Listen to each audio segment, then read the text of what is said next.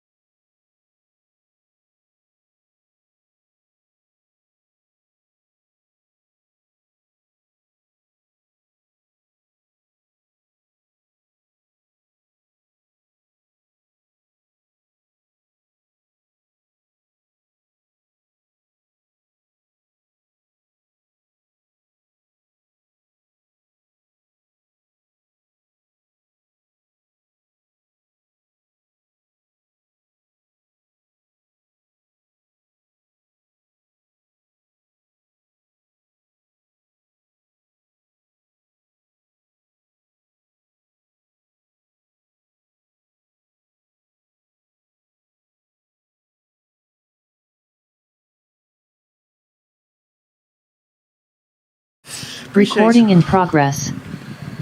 It's got to feel good to get the first one under your belt, huh? Oh, yeah, it feels great. It feels great. When you look at the difference in this game versus the game on Saturday, whether it was defense, points in the paint, what changed for you technically? For me, personally? You and the team. For the team, turnovers. I mean, when you have 30 turnovers in any game, it's hard. It's going to be hard to beat anybody, you know what I'm saying? So, take care of the ball. 17 is still a lot, but, that's a good team, good defensive team. And, we just stuck with it. Obviously, we play good. We play good defense. As a whole, we communicate, rebound. Jonas had an extreme game, and obviously Bi closing the game out late. That's what he does. So, what would you say the key was to sustaining that Anthony Edwards run in the third? Because he was just on fire. Yeah, he got hot.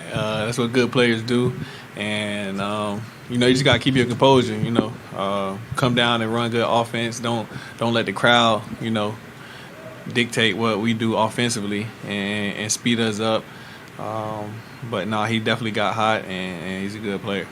Yeah, and after everything you guys been through the past month, what was it like to get Willie his first win? It's great, man. Jumping around in the locker room, giving the game ball, pouring water on him. I know that's a good feeling for a coach. It's a good feeling for the team to get that one under our belt and continue to get better. And what was it like just watching the way JV played tonight in the paint, kind of controlling it on both ends? Man, he was just a monster. We just kept telling him we're going to feed him the ball, obviously, because he attracts the defense, and they got to collapse, and he opens things up, and we're trying to find him in the pocket early in those pick and rolls, telling him we got to make plays, and obviously the rebounds, they speak for itself. So I said he had a hell of a game.